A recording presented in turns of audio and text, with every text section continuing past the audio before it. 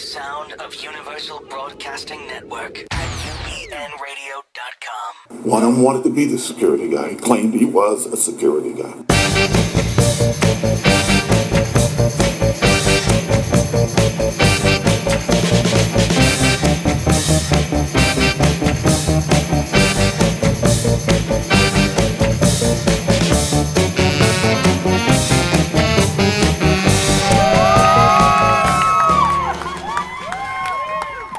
Welcome to a snappy version of Security Guy Radio. You like that, Mr. Jarvis? All right. Where we protect you with our voice, where all security is personal, all security is local, and all security is now. SecurityGuyRadio.com. Follow us on Facebook, Twitter, LinkedIn, YouTube, Pinterest, the girls' site. By the way, Mr. Jarvis, I'm not going to say Pinterest, the girls' site anymore, because it turns out that on Pinterest we can see everything about the show, right? We got to get you a hot microphone. You gotta get in the whole show and better. Now, I'm looking at the wrong camera. Is that correct? Okay, I'm back over here at this camera. Sorry about that. Hopefully my white hair is not washed out completely. So as you know, I got back from ASIS, right, last week, and we did about 20 shows. And today, I thought we would talk about one of my favorite products at the show. That's Snap Surveillance. And our guest today is going to be Mr. Simon Langsford, way down under, actually Skyping in from Australia. So welcome to the show. Simon, can you hear me? Yeah, hi Chuck. Thank you. Yes. Thanks for that sound effect, Mr. Jarvis. All right. Now, I want to be very careful not to start any international incidents because last week we were talking about Finland and I said something in Swedish. Luckily, we're speaking English, so we don't have to have that issue. So welcome to the show. So I saw you at ASIS, and I was really impressed by this product, all right? And I'm going to boil it down for my nieces and nephews who don't understand all this stuff, for Tina, my soccer mom neighbor, all right? You take a video management system, you get on their network or any camera network, and your software and program works with that video management system. It learns the cameras. It learns what cameras are related to each other. And then it's able to take and track a particular person, subject, through the video system and create a real-time evidentiary video. Did I get it right? Yeah, look, that's pretty good. Well done. So, yeah, good to know that the product has had some traction with you. So that's essentially it. We're a tool there. Probably the one thing I pick up on is we're helping the operator do that job. So we're not trying to outright automate the tracking process through the camera network because the technology is really not there and won't be in the near future to do that. But we provide the technology backbone to help the operator do that really quickly and simply through a very large camera network. And we take away the need for them to actually really understand the camera network in detail, know the layout of the site, know where their cameras are positioned on the site, because we've done all that in the background. So we're really about helping the security operator very easily either live track someone through a network or follow an incident back through that network. Now, when you say live track, it is live tracking. But before that, talk to us about how your system learns the camera relations. That's the secret. In other words, I have a camera network. It's buzzing around. I got camera 1 and camera 25 and camera 120, and I don't know how they're related unless I'm actually sitting there as the operator.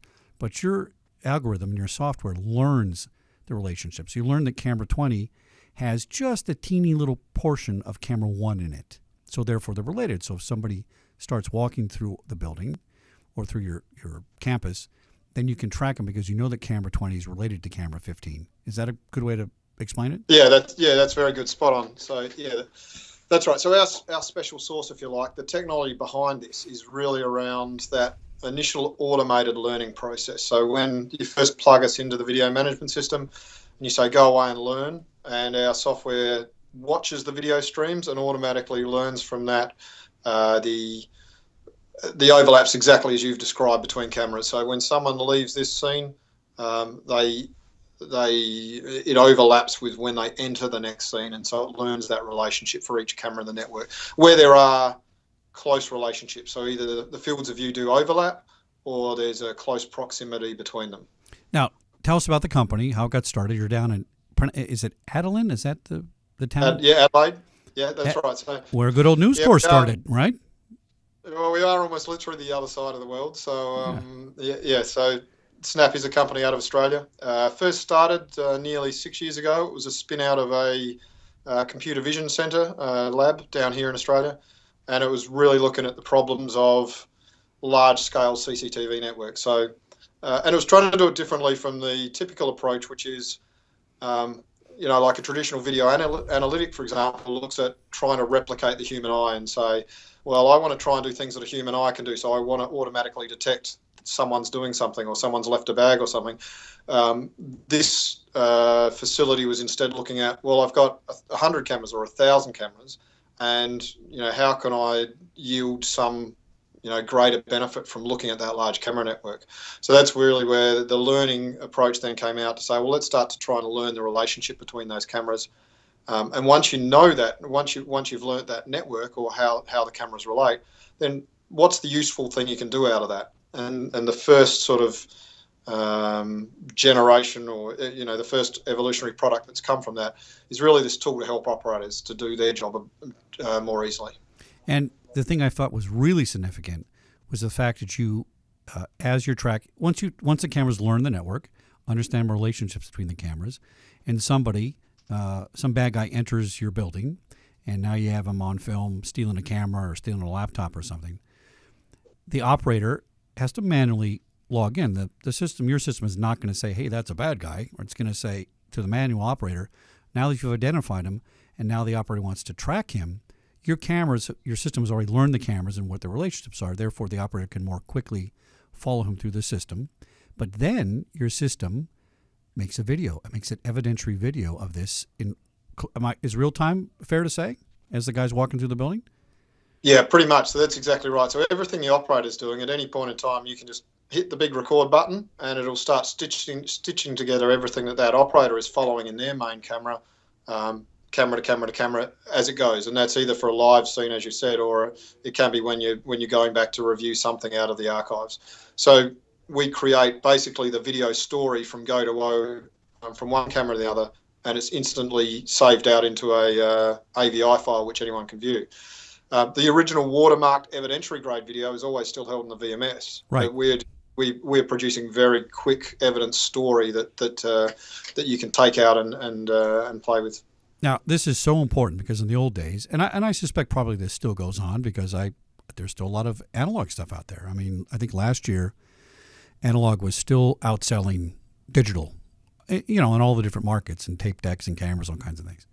So people still have tape decks. I got to push a button and rewind it and look at it. And I would spend hours and hours looking at some suspect videotape, and then I had to mark them, queue them up, write a timestamp. I had to take it up to the Fox network lab up there, and they had to splice the things together.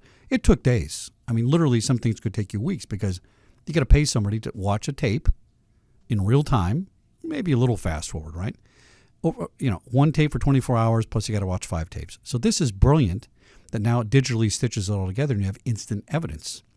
So talk about things like the law, as you know, in some environments you have. Does this, I don't know what the word is, not interfere with, but it's a touch on any parts of the law where you have to be careful about what you're videotaping?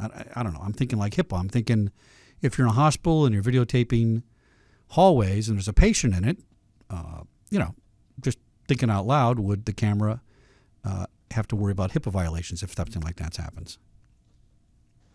Well, the answer is possibly, but it's not something that impacts what we're doing, because essentially the cameras in the video management system are there already, so they've already passed that hurdle, or they've been accepted into that system in that way.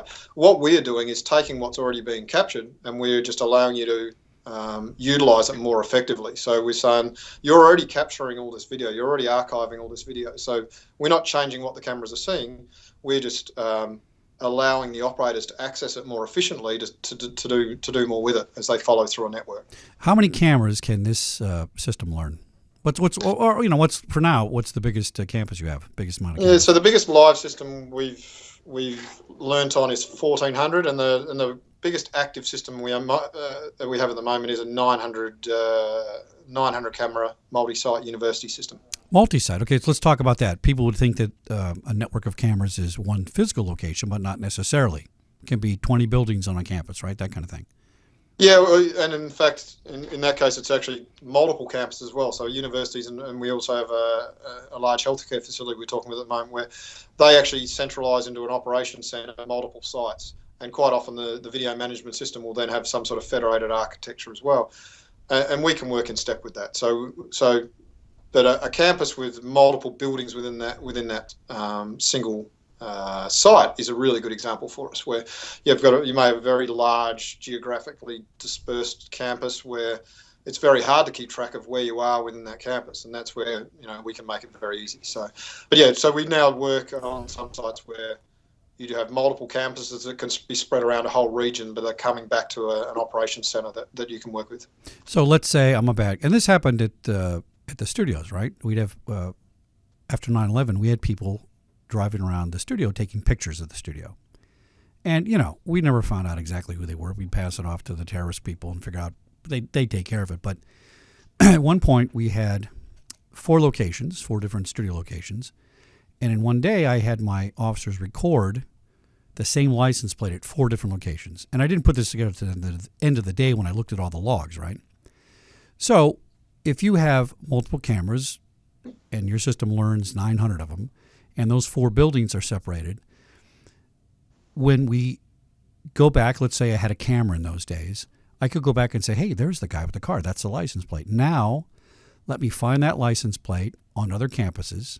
And then once I found that license plate at 4 other locations, your software could then build the relationships between those cameras and then make me an evidentiary video of that guy showing up at 4 different campuses. Is that a good way to explain it? Yeah, that would be right. So we are that complement a lot of the other existing really smart products out there. So like you say, there's facial recognition systems and other biometrics. There are the video analytics that are automatically detecting events.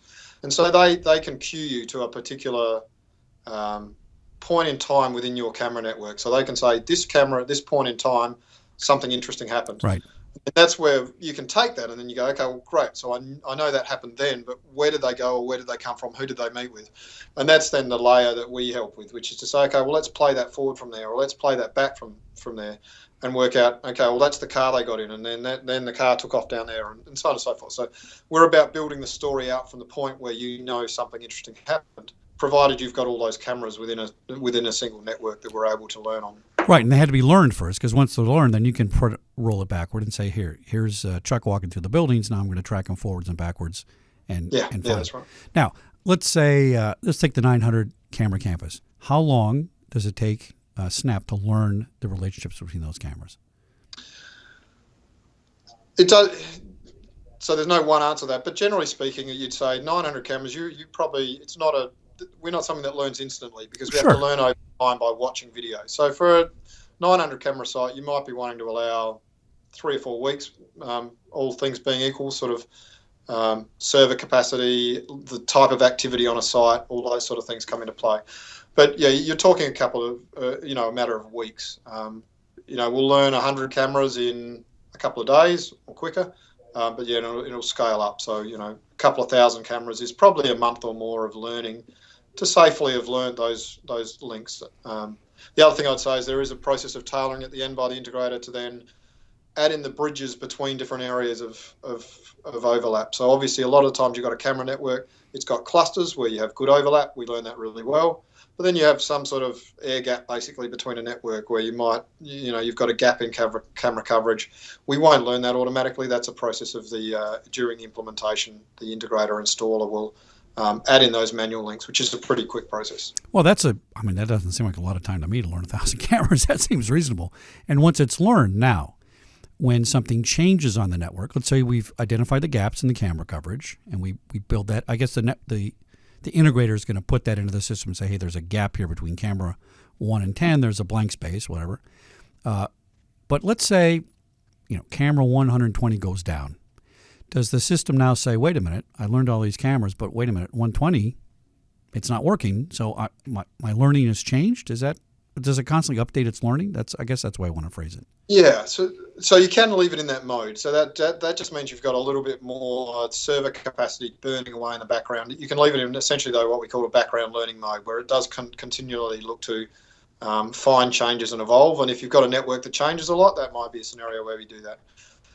If you want to have this running in a fairly low power state in terms of not needing a lot of hardware in the back end, then you can just say, well, it's going to be good enough until I make a lot of changes, add a lot of cameras, do a lot of other changes. And so then I can rerun a delta learning at some point in time, like every 3 months or 6 months or yearly or whatever it may be. So you can either work in a background learning mode, or you can do it as a discrete learning when the case is called for.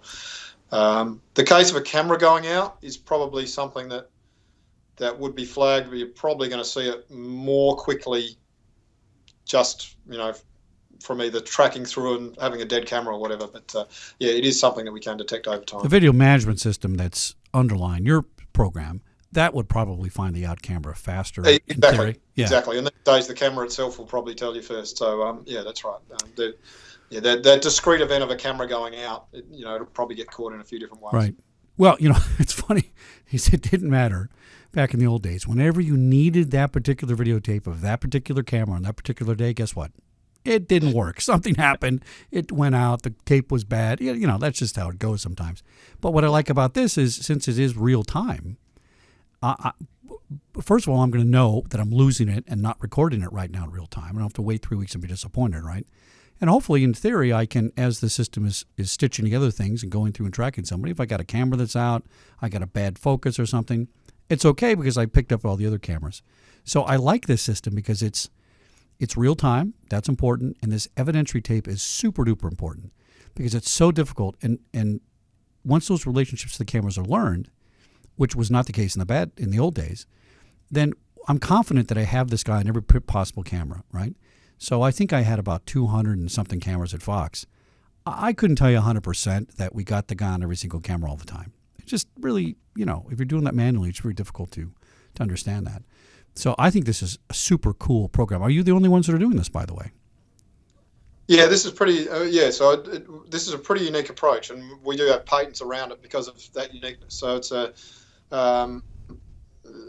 there are some. The most natural, I guess, competitor to us, if you like, is where the video management systems themselves are trying to push themselves. Right. Now you did say generally you find the VMSs are pretty. Most of the feature sets of most VMSs at the high end look pretty much the same. There's not a lot to set them apart, right. And I guess that's where we sort of that complement to a VMS, taking it a bit further than what they naturally do. Now, you did use your Australian accent and pronounce patent as a patent, so I want to make sure everybody knows that this is patented. So this is a unique program, and it's very different, and it's not out there anywhere else here except at Snap, snapsurveillance.com. Now, what's the price on this thing? You don't have to give me an exact quote, but is this a license? Is it a per software usage or users? Or how do you guys monetize it? Yeah, look, at the moment, the main way that we do it is we typically mimic what the VMS does. So typically the buyers are looking at us as an extension to the VMS capability, and you tend to buy the same way. So our typical approach is we price per channel. And our price is a portion of the price of a VMS, with one of the high-end VMSs. So typically we work out around about a third the price of the higher-end VMSs per channel as an extension. That's really reasonable. Hey, Mr. Jarvis, can we play one of their demo videos? Think we can get that to work? Well, this is their 4-minute one, yeah. So, Simon, we're going to try and patch in the 4-minute video.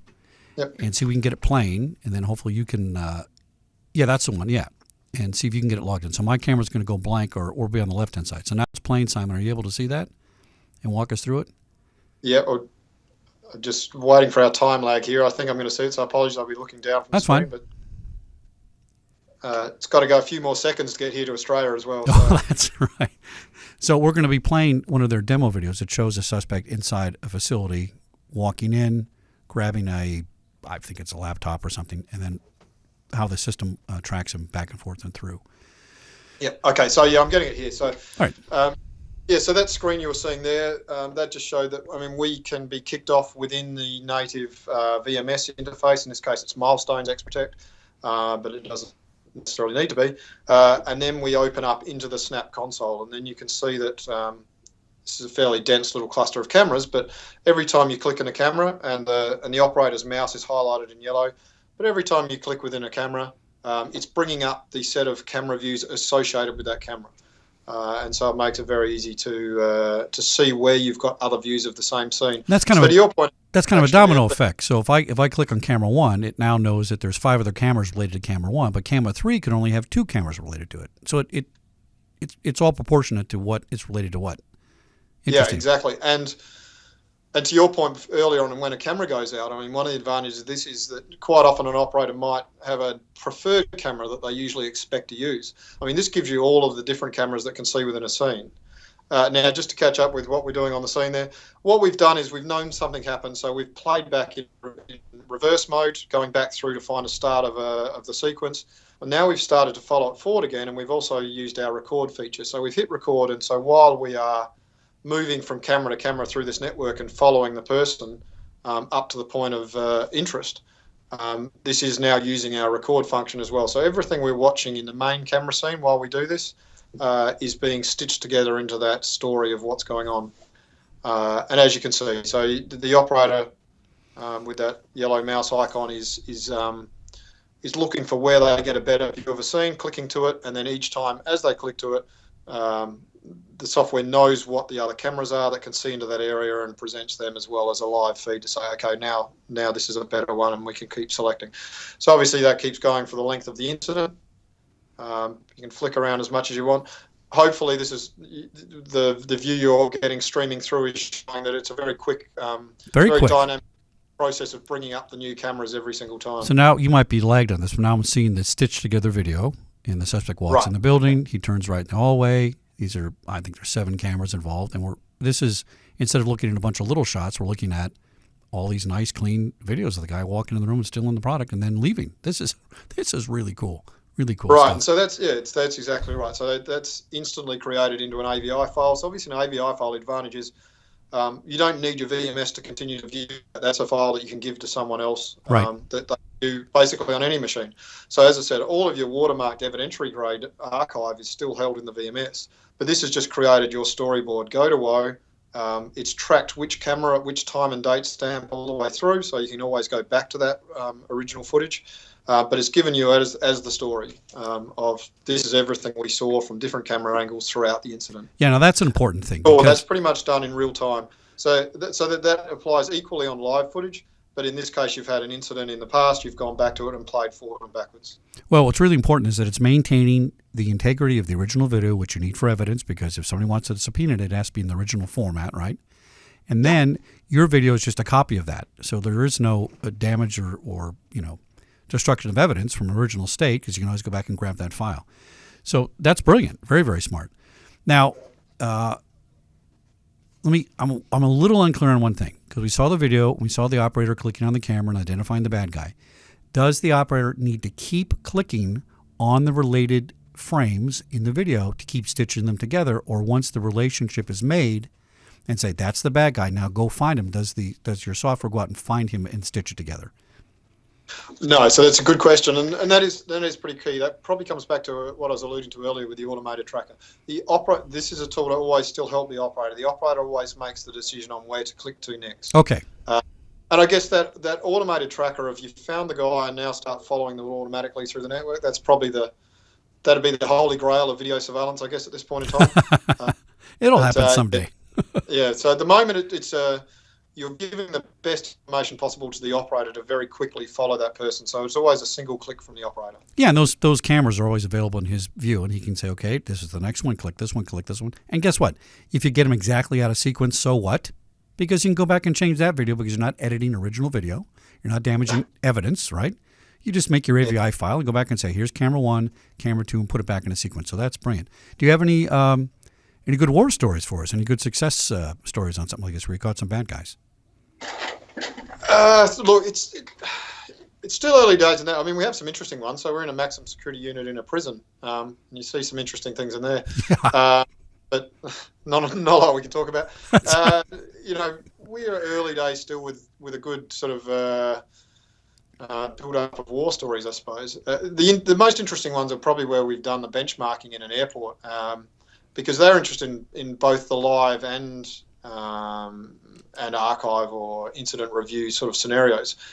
And, there you get a really good sense of, we did back-to-back trials with their operators on the system with and without Snap, so experienced operators. Oh, okay. Following someone through.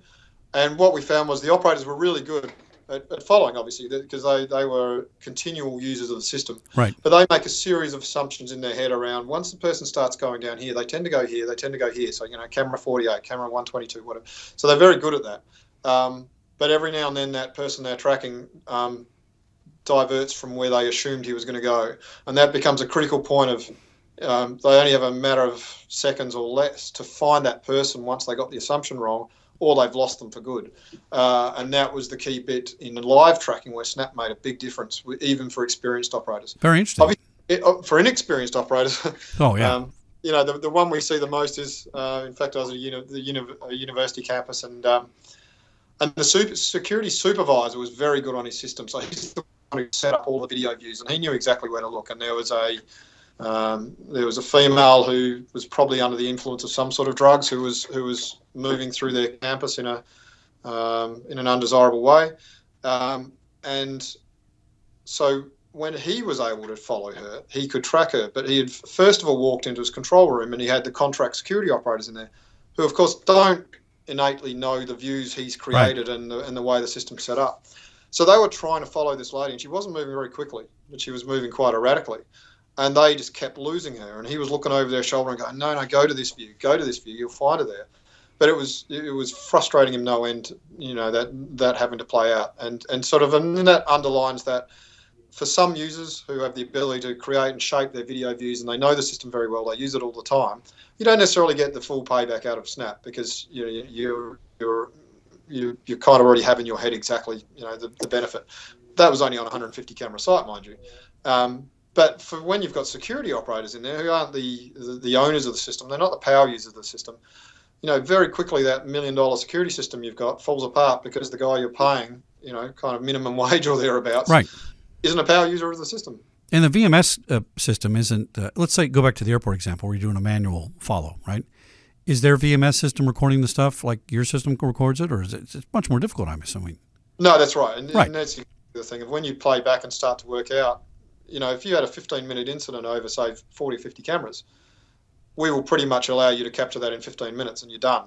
Right. Whereas if you're taking them probably between 4 hours best case and up to 8 hours to go back through their video and go forwards, backwards, find it, capture it, work out the best camera views of a scene and so on. So yeah, it was really, that was the other thing that they really benchmarked and found the value on was the efficiency around incident review. And, yeah, it's almost a no-brainer. It's like, why wouldn't you? I kind of disagree with you a little bit when you say that if you really know your system, then Snap isn't as valuable an ad, because on any one given day, the assumption, which is an incorrect assumption, is your number one operator camera guy who knows the system's going to be coming to work. Well, what happens when he doesn't come to work, right? So, yeah, and there's an incident, right? Now, the other thing I think, we talked about this at the show, and I'm probably not phrasing this properly. I can see this being used in a live incident scenario. Here's why. And I know that's not what it's really designed for, but in a way, let's say we have a shooter coming to the airport, right? Now, we're trying to track them on the camera to do what? Broadcast information. And if you're doing a manual operation and everybody gets all nervous, you're under stress, things fall apart, and you lose the guy, you got nothing. You don't have 4 hours to go back and record this thing, right? But if you're tracking with Snap, I got a video that I can send out to everybody's cell phone or tweet it or whatever I'm going to do, and I can get that video out and say, here's the guy, here's where he's last seen, look at the video, let's get him. I think that is something that I could see Snap moving into as live incident management, because, during a panic situation or a live incident, you just don't have time to go back and push record buttons. You got to manage stuff. What do you think? Oh, look, absolutely. So, I think for us, live is as important. It's just in a lot of customer sets, they actually aren't really doing any live monitoring, so they're always doing incident review because that's all they've got. Yeah, but you're absolutely right. From our point of view, and even with the airport scenario is that if someone's got through security screening and you can't follow them and get them before you know they've done any handoff or done anything like that, you're emptying out the terminal. And that's exactly why we have one airport that's talking to us, because it's that very low probability, high impact sort of scenario. But yeah, absolutely, the active shooter and so on. The other one that we get interest on is when you actually have law enforcement personnel wanting to come in and when you do have an incident, and this is actually Snap is a tool where they can essentially start following someone or directing, to track someone on the network without having to understand the system. So right. You can actually put it in the hands essentially of a law enforcement officer within a control room. We have some cases where we have a dedicated sort of Snap tracking workstation, and you can let them go for it because it literally needs 2 minutes of training and they're up and running on it, sort of thing. So this can be something that gets over-the-shoulder use or incident response use where you do have people coming into the room for the first time or people who are not used to using the system live who can then effectively use it live. That's critical. I got to get you down to LAX because here's what I know about LAX. I got a TWIC card, and I had a client a couple of years ago in my contract guard life that had an airline, small airline out of LAX. And they flew, 3 planes to one place back and forth all the time, and that was their business. And what I learned from that was my TWIC card basically lets me walk around, do whatever I want to do. It's not really restricted, which is kind of weird. The other thing I learned was that the cameras for airline A are not the cameras for airline B. Airline A has their own cameras, airline B has their own cameras, and airline C has their own cameras. There's not the big CSI camera network for LAX that stitches it all together and you can see 5,000 cameras all at once and do what we're going to do. So my question to you is, can Snap look at distinct and separated networks as a whole and make them work together? Does that make sense? Can they look absolutely, it makes sense. And it's a very similar problem if you look at the city surveillance issue, where quite often you've got 10, 20, 50 different disparate video networks that ideally you'd want to that's in. True. Yeah. I mean, the answer right now is out of the box, and no, Snap can't solve that. We need to point at a single VMS. It's not something that we have actually been speaking to one integrator who is looking at that problem, and it's a problem we could get to solving, but at the moment we don't solve it out of the box. We for a single network, you plug us into a single VMS and away we go. But yeah, ultimately we would make a very simple tool for tracking multi-network. We just have to have a widget in the middle that allows us to log in as a client to multiple VMSs at once, which we're a bit small to have the resources to crack that nut at this point. Yeah, but you have the patent, and that's the whole thing, right? Because what's going to happen. We have some technology enabler to do it. The problem with LAX is that the bad guy just stop at airline A. If he's going to the terminal to cause trouble, he's going past all the terminals and all the entrance points. And I got to tell you, ladies and gentlemen, there's just, from my experience, there's not a big CSI camera out there that stitches this stuff together. And it's odd to me that there isn't. But you know what? That's all the more sales for Snap, because you can sell one to each airline individually, and make them all work together. But I just think this is kind of a breakthrough thing. How long have you guys had the Snap portion up and running? I mean, how long is that? I mean, the company's been around about 7 years, but how long has Snap been out there in the market? So the product has been, it's been on the market for probably 2 years, but in reality, it's been mature and in a state to sell for a bit less than that. So we've had our first commercial sites about 12 months ago, and we're still fair to say in the early adopter stage. So we've done our first 2 proof of concept programs in the US in the last 3 months. And at the moment we have less than a dozen full commercial sites at this stage. So it's still early days for us, really. The product is now mature in its first version. And the challenge for us is really, as much as anything, about doing things like this with you, Chuck, to get ourselves actually known, because we don't tend to fall into any convenient product classification, for example. Right. No one goes out there and goes, we need a Snap. They say we might want video analytics or we might want facial recognition. We know we need a VMS and we want a whole bunch of cameras. We tend to be that thing when once you've actually gone and bought your cameras and your VMS and you go, well, it's actually really, our operators are not using it effectively.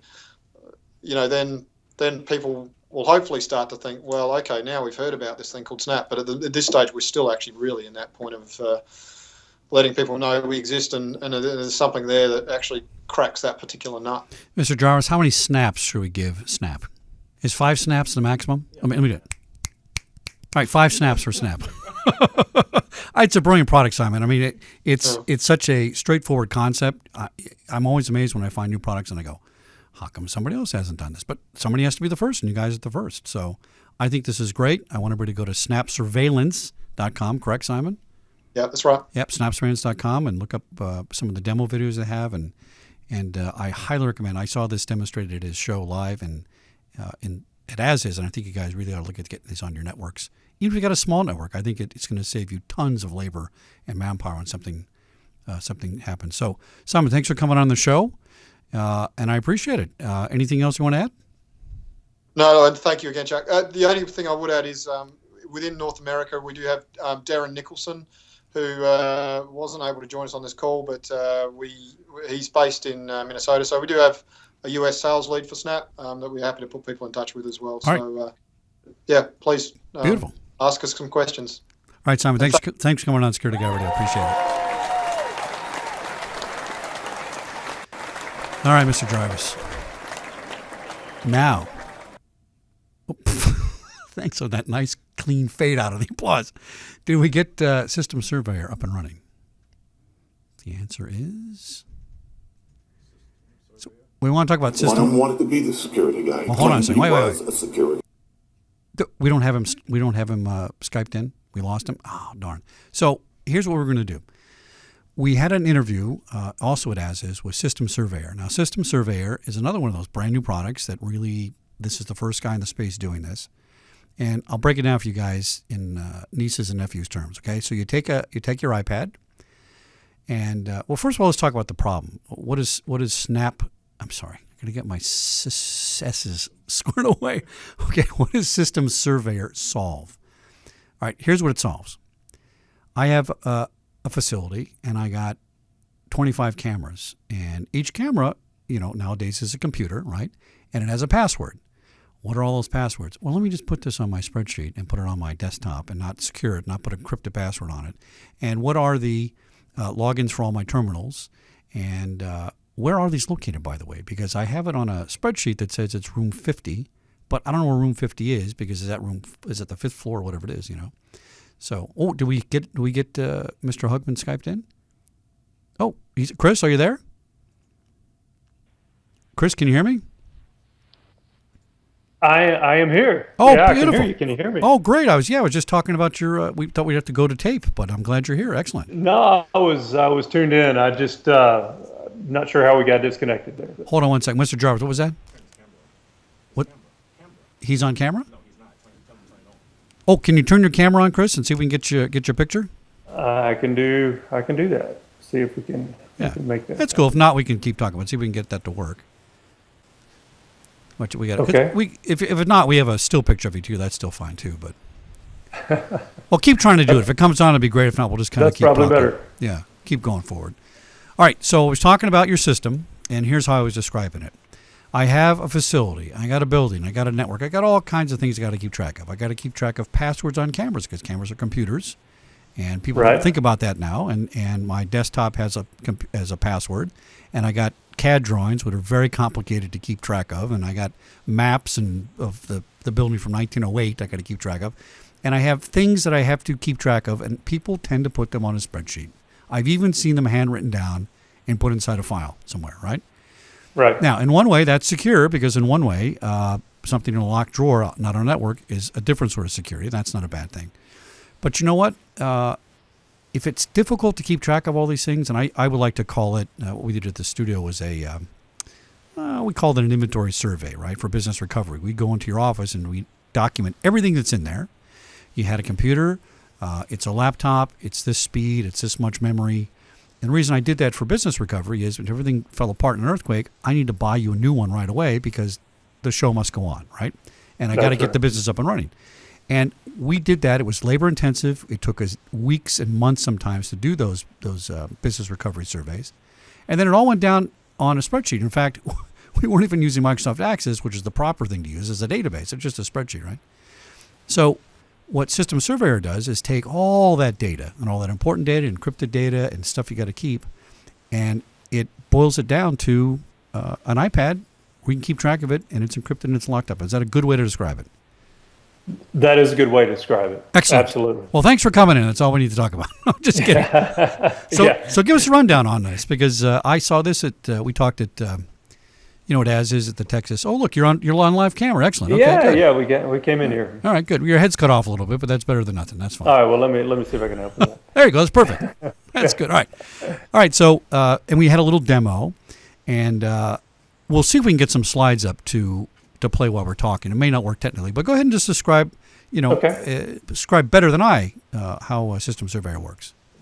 Well, what System Surveyor is really is like you described, it's an asset management tool, but it's really more than that because we developed System Surveyor to solve three primary problems. One was the site survey. Whether you're a system integrator or you're a corporate, security manager, when it comes to to going out to your facility and determining where to place a camera and what the camera is going to view, 9 times out of 10, the people having that discussion are not the people that are actually going to install the camera, right? For example, and so it's essential that you collect the accurate information, and this is particularly painful and important when it comes to door hardware. The type of locks you have, the type of doors you have. Oh, like a key tree. Exactly. Oh, painful is a good word. And so what System Surveyor does is it allows you to bring in a floor plan on your iPad, very graphical, drag and drop, just like you would normally drag and drop, maybe on a Visio type program. So you can drag and drop a CAD drawing? Once you acquire the CAD drawing, it would be in a PDF, a flat file. Yeah.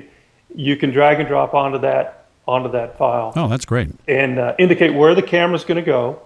And then once you do that, you can tap on it and you can start defining the attributes. And it's a script. It's a predefined script that presents if you need wide dynamic or you need a special type of environmental enclosure, or if the type of door hardware, Mortise locks or cylindrical or vertical rod. So does it present a drop-down menu for you? So we're standardizing the data? Is that one thing it does? Well, what it does is it presents. We've tried to avoid drop-down menus simply because the tablet-based, it's easier to touch. Okay. So it's a selection box or selection circle. Oh, same concept though, but yeah. So exactly. The data is standardized. In other words, one guy's going to type in Mortise and spell it wrong and spell Morton, and that's no good. But that's right. The touch button is going to standardize the data, which is important. Okay, good. Right. And so you have all that data collected, and then I like to say, as the cat's meow, is then you can take a photo and it immediately associates the photo with the element that you are that you're collecting data on.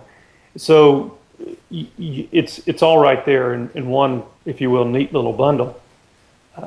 In the past, having been in the system in the system integrator shoes many times, you go on site, you're scratching your notes on a paper floor plan if you can get one. Oh, right. You take your smartphone out and you snap a few photos, and then you spend just as much time back at the office collecting your notes together so you can pull together a proposal and make something meaningful of it. I got a more difficult one for you. How about back in the day, we took out blueprints, drew circles on them with colored pens, and took Polaroid pictures, and then to come back and put them in a 5-inch binder. That was literally, this was no digital back then, right?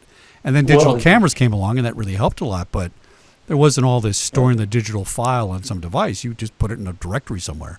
So this is brilliant. It takes all the technology and kind of puts it at your fingertips in one place. And I'm talking, it would take months to do a business recovery plan, right? It would, right. 5,000 employees, right? And I could see you whizzing through this thing in a week easily. It's amazing. Yeah, part of it is populating the information in there. Sure. And people have existing records, and the other problem that we've seen is in any environment, finding as-built documentation, records, passwords, camera lists, schedules. Now, describe as-built for my uninformed listeners. This is a very important thing to understand. So here's how I understood it, because I had a couple of these. So I went out and designed a system, and I said, okay, let's put in this $250,000 video and access control system at the Fox Network Center, which we did, right? And then as you're going through the process, it's all being built. And, frankly, we didn't, but we should have. We should have been monitoring the specification and checking off the things. And at the end, we did a punch list. We walked through and said, wait a minute. I bought Burl tape decks, and this is a GAF Viewmaster. What's going on here? And then we had to, make sure that the change orders and the punch lists were done.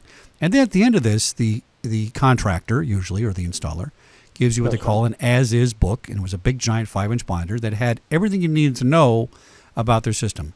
This is a Burl tape deck. It's a Panasonic tape deck.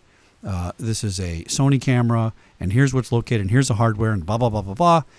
And that was your master, right? And if something broke 5 years from now and you didn't have that as-is or as-built binder, you had a big problem because you might have to take everything out. So that's a great way to describe your system as really a digital.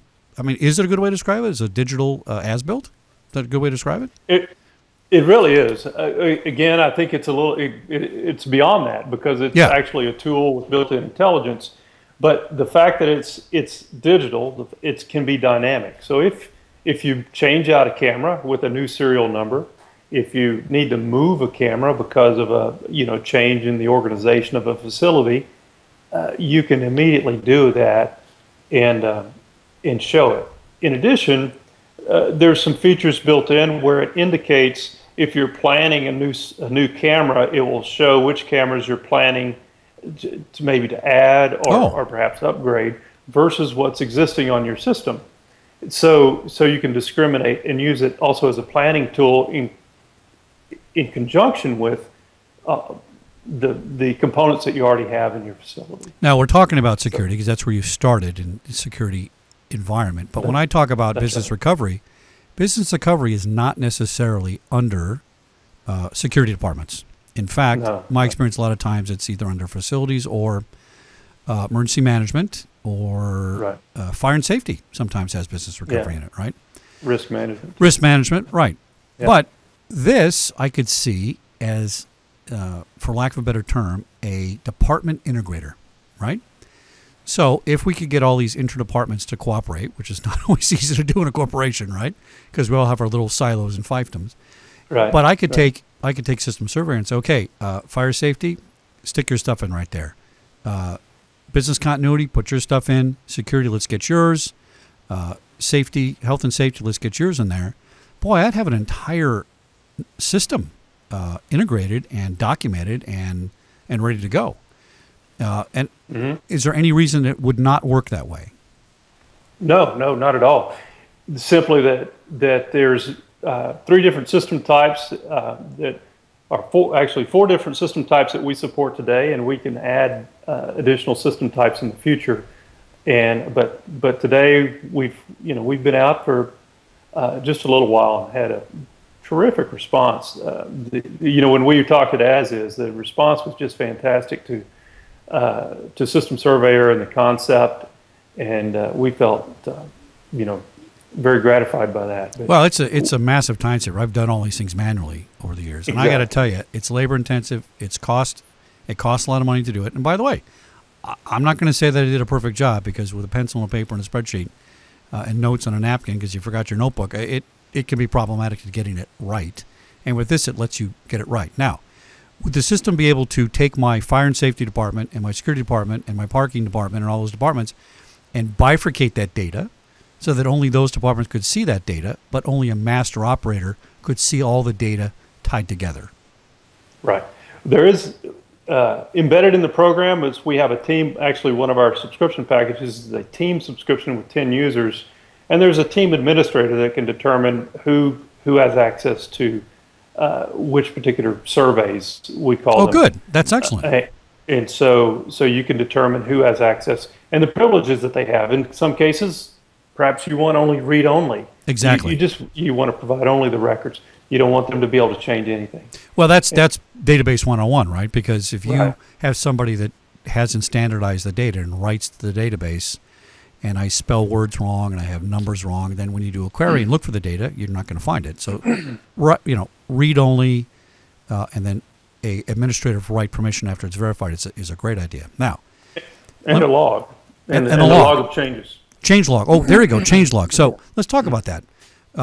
when you get your as-built, what you should have done is open up the notebook and say, let me stick in this new camera spec sheet. But guess what? We never did because we're too busy with other things, right? Really? Well, it gets so out of control. And I would go to departments where I inherited the as-built, and it has been looked at in 5 years. And I don't know what changes happened. So I can't even say that what's in that as-built notebook is what's on my system, right? But with System Surveyor, I have that constantly updated if I want to keep it updated. Now, by the way, let's put a caveat here. If the operator is sitting on his butt and not doing it, it's going to be just like a 5-inch binder. Am I wrong? I mean, that's exactly right. All right, but it makes it a lot more motivation for the guy to do it because he doesn't have to get the notebook out and walk around and say, wait a minute, where is this kind of thing?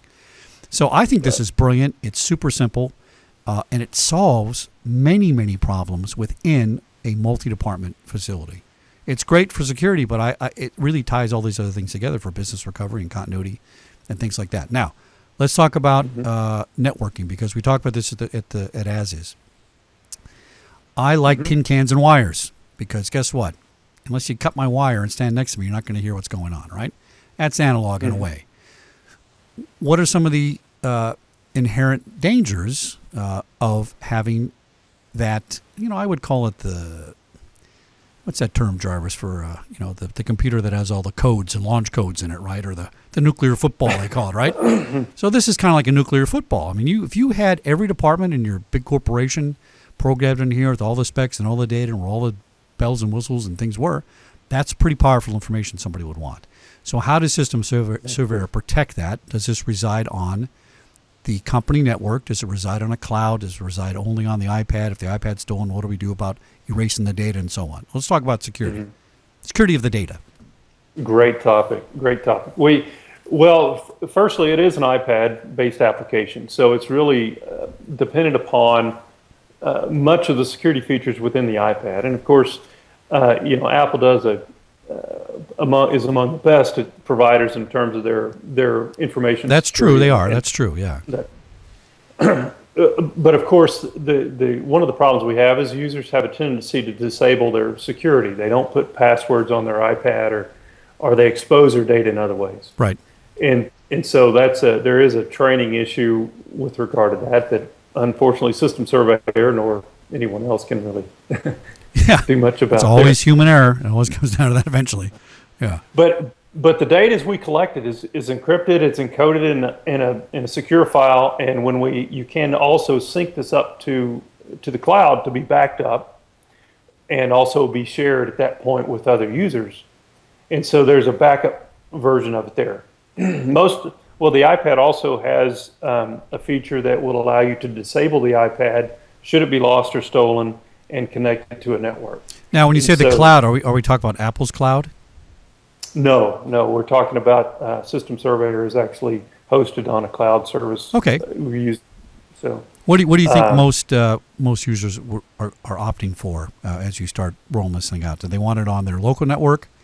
Do they want it backed up on a hard drive? And what are they? Because I got to tell you, that's some of the most important data a company could have. Right.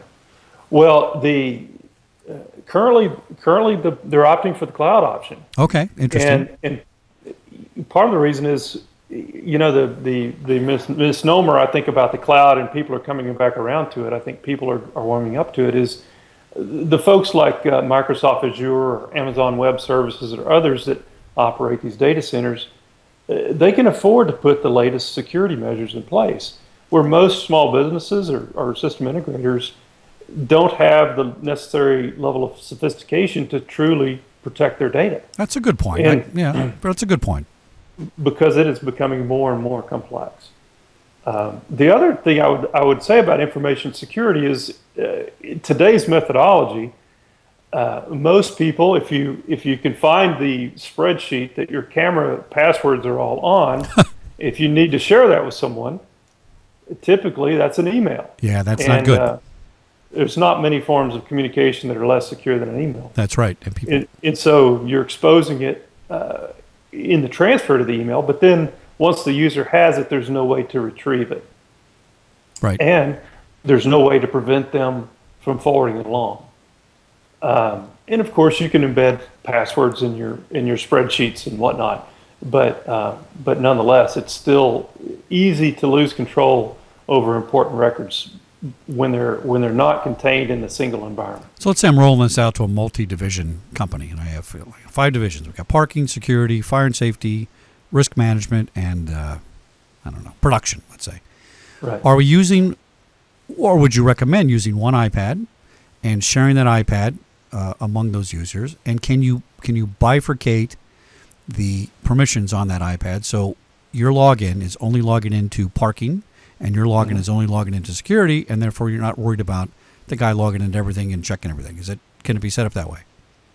Firstly, I would recommend that they each have an iPad. Okay, but then so my worry is I got 5 iPads that get stolen. That's what I worry about, right?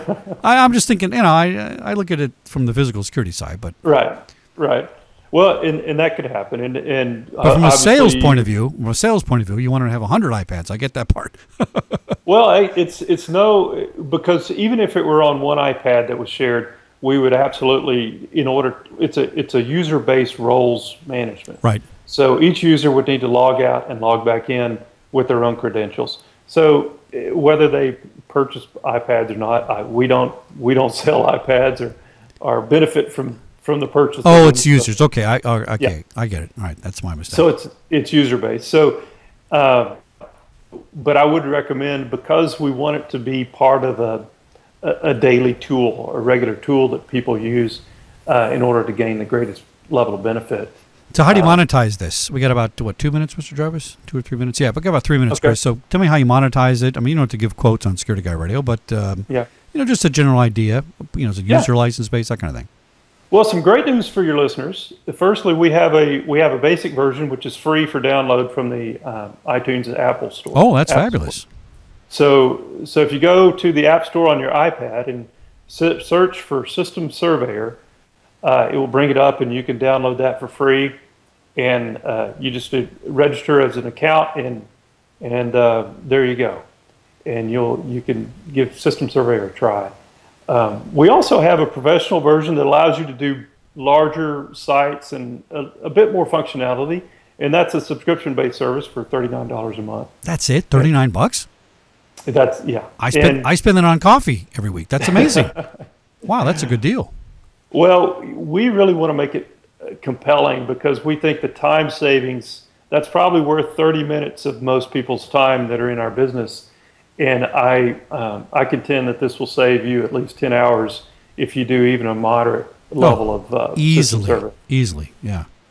And then we have a larger version that's our team version, which is $349 a month. That's for 10 users, and that allows users to share surveys. If you have someone out on site, they can collect their data, they upload it to the cloud, they can share that over to another user, maybe an engineer or technical person, and that person can start developing a system design right away. And so that's intended for a group of 10 folks. I love technology. Mr. Jarvis, did you learn something today? Isn't that fascinating? 2 new products. They're just getting started. We got them on Security Guy Radio. I love my job. Yeah. This is great stuff. And it's so reasonable. It's a great radio program. Well, thank you very much, Chris. Yeah, I mean, Absolutely. It's fascinating how our Snap guest with his brand new proprietary patented thing. By the way, Chris, is yours patented? And I don't think anybody else is doing this. Is yours a brand new thing, right? It is a brand new thing, and we're pursuing the patent now. Oh, absolutely. This is fabulous. All right, so we got 1 minute left. So take us out, Chris, with how we can get a hold of you on your website and our email contact. How do we reach System Surveyor? Absolutely. Please follow us on Twitter at System Surveyor. You can also find our website at www.systemsurveyor.com. And, of course, download the iPad app on the App Store from your iPad. The free version at first, or the reasonable $39 a month version. Unbelievable. That's right. Chris, I'm glad we worked out all the technical stuff. It's kind of funny. We talk about a lot of high-tech stuff here on Security Guy Radio, and sometimes we're not so good at it ourselves. We got to figure it out. Skypes and connections, we got to go on. So, Mr. Jarvis, hats off to this multiple call-in from Australia and Texas today. We pulled it off. Yep. And could Chris see the slides while we were doing this? Yeah. Beautiful. Chris, we got your slides out, too, while you were talking about it. Excellent. Yeah. All right, thanks. Chuck, thanks so much. Great job on the show, and I appreciate you having me on. Thanks. All right. Follow us next week for another exciting adventure on Security Guy Radio, where all security is personal, all security is local, and all security is now. Follow us on Facebook, Twitter, LinkedIn, Pinterest, YouTube, Tumblr, Oh, Instagram. What else, Mr. Jarvis? I only got 8 this time. Darn it. I'll get 9 one month. Thanks again for listening. We'll tune in next week on Security Guy Radio. Follow us on securityguyradio.com. Thanks. Good night.